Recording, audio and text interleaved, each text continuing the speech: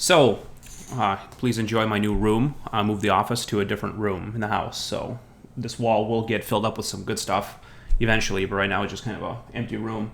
But it's nice, you know. It's in the basement, so I can actually make videos in the nighttime when my wife's asleep, and I won't bother anybody. So hopefully, this will increase my video production capabilities. But what I want to talk about today is how I sold all my Magic cards. I sold my Magic collection. I never talked about Magic before on my channel, but I've been an avid Magic player, at least a casual player, since middle school, and I had a lot of friends that played with me, but all of them kind of fell out of it. A lot of them quit playing, had kids, moved away, and the last couple, had their cards stolen. Although that has happened a lot of times, and then they just can't be bothered to get back into the game. But I played a lot, and there was there was a traumatic experience once when my mom threw away, or my dad, I don't know who it was, threw away a binder full of rares when I went to college. There's a lot of Urza's Saga stuff, and I think I had no less than 4 Gaia's Cradles and 4 Tolarian Academies in that box, in that binder, all gone. But I've been playing pretty regularly since 2005 or 6. Maybe I said 2004 or on. And I played a lot of F&Ms, and it's been really great. And then I realized I got into board games in general, and I just kind of recently got into more general board gaming, and that's been a lot of fun. And I feel really guilty every time I buy a board game, just because it's like just another toy that I'm buying, and I have all these Magic cards just sitting around in the basement, like just gathering dust. And it's like I can just convert those cards into board games that I want, in Xbox games and PlayStation games. So I finally put out some feelers and found out some people that would be willing to appraise my collection and tell me what it is and buy it. So I went through with it, and you could see me paging through my binder here, and on top of the binder that I'm showing you, I have those white boxes full of commons and uncommons. So I have about probably, 10,000 cards total, maybe less than that, maybe like 7,000 cards. I don't know. I feel like 1,000 cards goes into that white box, and I have five of those, and then the binder. So whatever that is, it's hard. It was hard to do. I had a lot of second thoughts.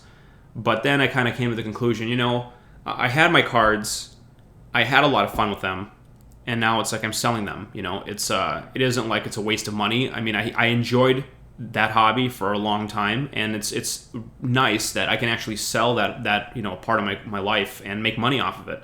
A lot of hobbies you get into and you just waste that money once you get out of it. You have nothing to show for it. So now you want to know how much. This was worth, I sold it for $2,500. So there you go. I didn't have anything that was particularly super rare. I had no dual lands, I had no Moxes, no Power 9, no Force of Wills, really nothing like that. I didn't even have any Jaces. This is just, most of the value came from my lands. I had a lot of unhinged lands.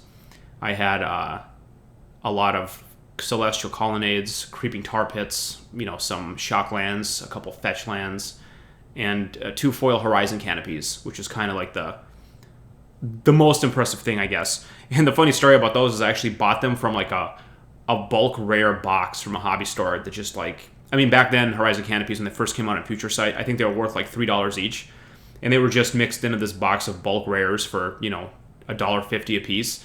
And there were 2 Horizon Canopies and 2 foil Horizon Canopies in this box. And the foils were worth just double. So it was $3 for the foils and $1.50 for the regulars. So I bought all 4. And I've had them ever since, just because they're really good lands that I use in a lot of decks. But it turns out recently the prices just shot up. The foil Horizon Canopy is worth $150 or something. It's crazy. This is a phenomenon I've talked to a lot of people with. But, when I played Magic, a lot, the value of cards was $0 to $20. The most expensive card from when I was a kid was Tolarian Academy and Gaia's Cradle, and they were worth $20. And there was an artificial barrier that nobody will ever have a card worth more than $20. And then at some point, I think when they released Mythics and Planeswalkers and Modern, they really blasted it open. Now cards are easily worth in the 50s, Jace the Mind Sculptor, forget it. And every time they release a new set, all the Planeswalkers are just insanely expensive. And it's weird how that happened. it was an artificial like $20 is what every card is worth. You know, that was like, I mean, good cards. The rare good cards are $20 a piece, and that's the way it is. You know, like Shocklands were maybe in the 15 range, and then now it's like it's insane. Like you can't even get a deck anymore for less than like $500. It's crazy, you know. And that's not really what I'm complaining about. I don't really care. That's not why I'm selling it. I'm really selling it because I'm a casual player. I don't play Modern. I don't play I mean, I go to F&M sometimes, where I used to. But I don't really keep up with it. I just like to make goofy decks with like themes. I'm obsessed with finding a legend and going, okay, I'm going to make a deck around, you know, Malaria, whatever the fuck her name was. Or, who do I like? Circu, the Lobotomist. Like I want to break cards. I'm like, I guess you call me like a Johnny player. Or a Vorthos player is really what I call myself, because I'm obsessed with like themes and making a deck make sense. Like I have this deck. I should do it like a deck thing, because I like it, but I'll just tell you about it. My favorite deck that I have is a ninja deck, a blue-white ninja deck, where I use ninjas and ornithopters. You know, so I play ornithopter for 0, then fly over unblocked, and then ninjutsu a ninja of the deep hours. And then I have Trinket Mage, who builds the ornithopters for the ninja. So it's like the ninjas in their hideout have like the creators, the inventors, and they make these ornithopters. And then they have like hang gliders. And they use the ornithopters to hang glide over. So that's a cool thing. I like the way that feels. And they use weapons like Sai of the Shinobi and Umazawa's Jitty and whatever. Is it Jit or Jitty? I don't know. And then here's the other big great thing. The ninjas are going on a quest for the Holy Relic. If you know that card, the enchantment, Quest for the Holy Relic. So I cast a Trinket Mage, I make a Ornithopter, I ninjutsu, I replay the Ornithopter, and that puts counters on the Holy Relic. And then when the ninjas finally find the Holy Relic, they equip it and then use it to kill the opponent, which is, in my case, I went through a lot of iterations of what the actual Holy Relic is, but I have a lot of weapons in the deck in general. But it's a Sword of Light and Shadow and a Sword of Fire and Ice are both in the deck. I used to use Argentum Armor, but that card was just too good and not really fair. People didn't like it. I also used, there was that one samurai sword that turns into a dragon. I forgot what it's called, the Dragon Blade or something. I used to use that because that felt the most on theme, but that was not good enough. That was like too poor. So the swords of Light and Shadow and Fire and Ice actually fare pretty well there.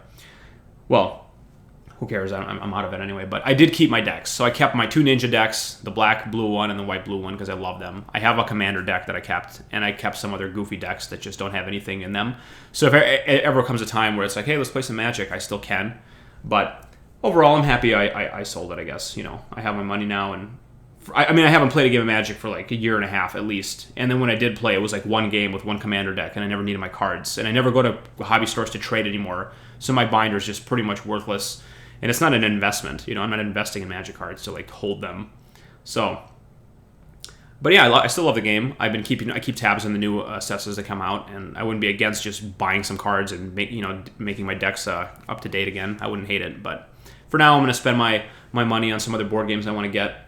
So there you go. I thought I'd just throw that video out there just to immortalize my collection in video form, and so I can look back at it, but also share with you guys how I feel.